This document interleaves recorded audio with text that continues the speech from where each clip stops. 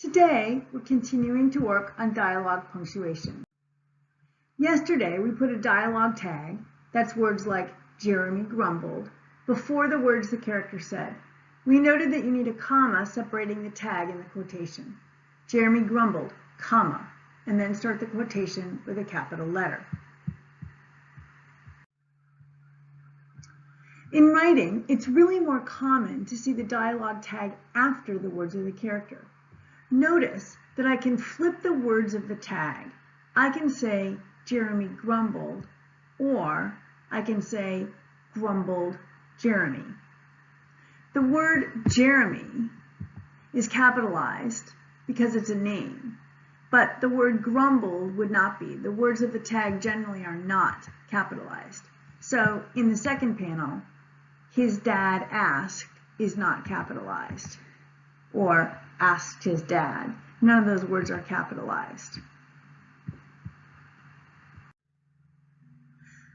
Let's look at Rule 3, which is about the commas separating the dialogue tag and the quotation.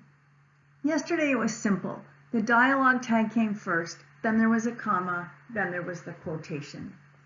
When we have the quotation first, if the sentence ends with a period, like the one in the bubble does in the first panel, we change that period to a comma before the tag.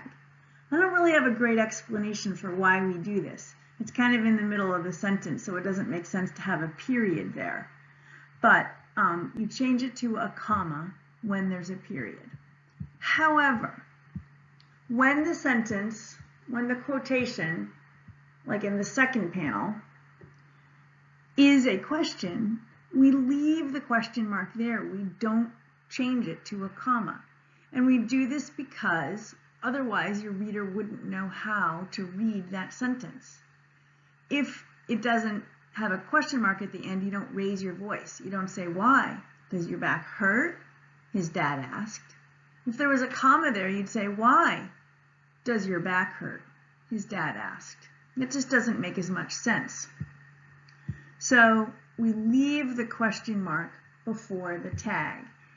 If you're typing this document in Word, because the question mark is end punctuation, the word asked or the word his will likely automatically capitalize in Word. And you have to correct that because it's not accurate. If it's in a quotation mark like this, the tag is not capitalized when it comes after the quotation. The same rule applies to exclamation points as the rule for question marks. You need to know how to read the words in the quotes. If you want to say plus, the right side of my desk just calved off, Jeremy exclaimed. You need that exclamation point. However, in the speech bubble in the picture, the sentence ends with a period. And if you were going to put the tag after this in text, like I did on the bottom, you would change the period to a comma after off before adding the dialogue tag, said Jeremy, after the quotation. So the rule has some different variations, but there's a comma before and after the dialogue tag unless the quote ends with an exclamation point or a question mark. Go ahead and pause this video while you write a sentence into your chart for dialogue tags after the dialogue. Make your own sentence and get it stamped by Ms. Arvidsson or Ms. Megan. So let's look at how a published author uses dialogue tags. I've highlighted them in yellow here, and you'll see they're all after the dialogue with a comma at the end of the quotation before the tag. This is Mascot by Anthony John. Noah Savino is the narrator, and this is the very beginning of the book. The new kid is large, taller than our homeroom teacher, Ms. Guthrie, and as wide as her desk. Okay, maybe not that wide, but he's prime bully material. Believe me, I ought to know. You must be Reuben, Ms. Guthrie says. That's correct, he replies. Then, before she can ask us to give him a warm, spring middle school welcome, Reuben continues. My full name is Reuben Spencer Hardesty. My family just moved here to St. Louis from Albuquerque. My hobbies are doing puzzle books and hacking the parental controls on my father's laptop. I also like astronomy, but not astrology, because they're not the same thing at all, even though people get them mixed up. My parents say that sometimes I provide too much information. No kidding, mutters Logan Montgomery, who until today was the biggest kid in 7th grade. However, continues Reuben, I've always been told that explaining my interest is the fastest way to make friends who are like me. Good luck with that, snorts Logan. Usually, Ms. Guthrie would give Logan a warning. Not this time, though. Right now, our teacher has this crazy frozen smile, like she's auditioning to be the 5th face on Mount Rushmore. Wow, she says.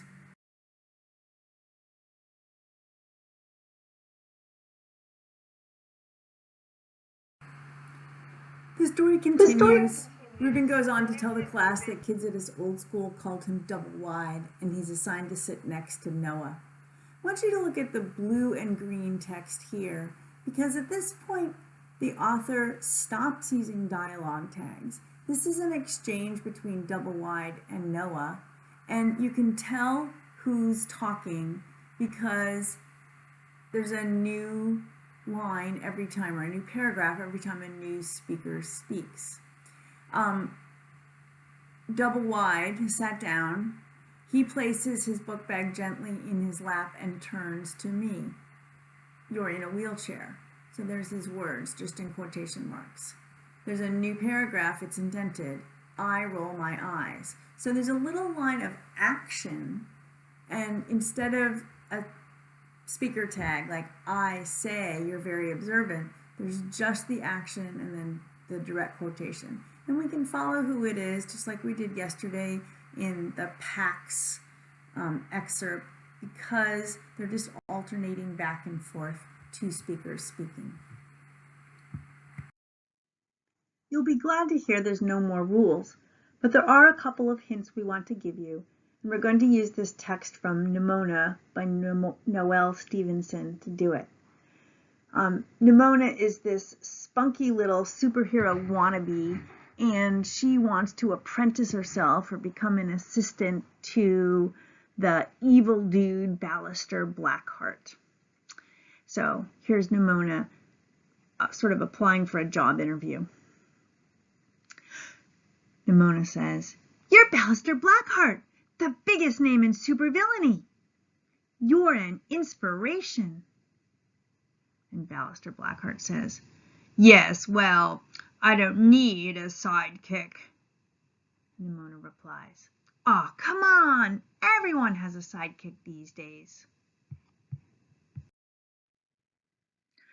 So hint number 1 is to not only include the speaker's words, but how they say them and what they're doing and what they're thinking, and maybe some description of what's going on at the time around them, mixed in with the dialogue. In a graphic novel, the pictures do all that, and you're just reading the words. But in a written text, you need to add some of the things that would be in the picture clues that you're using to understand the situation. So, for example, Nimona exclaimed, "You're Ballister Blackheart, the biggest name in supervillainy. You're an inspiration." Nimona clasped Ballister's shoulder adoringly, looking eagerly for approval. "Yes, well, I don't need a sidekick," Ballister sneered as he pinched her off his shoulder like she was a smelly piece of seaweed. "Oh, come on," retorted Nimona. "Everyone has a sidekick these days."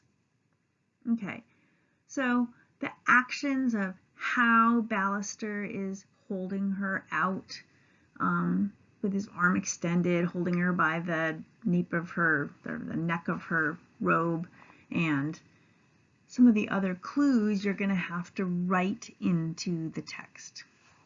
The second clue, the second hint, is to use verbs other than said.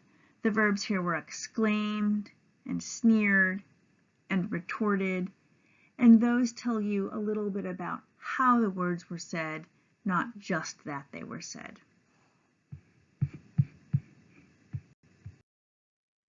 All right, Ravens, today we've been working on punctuating dialogue and paragraphing dialogue. You should put your dialogue rules and hints chart in your writing and craft section of your notebook, and then return to the Schoology page for some opportunities to practice and show what you know and use these skills to create amazing narratives. I look forward to reading them.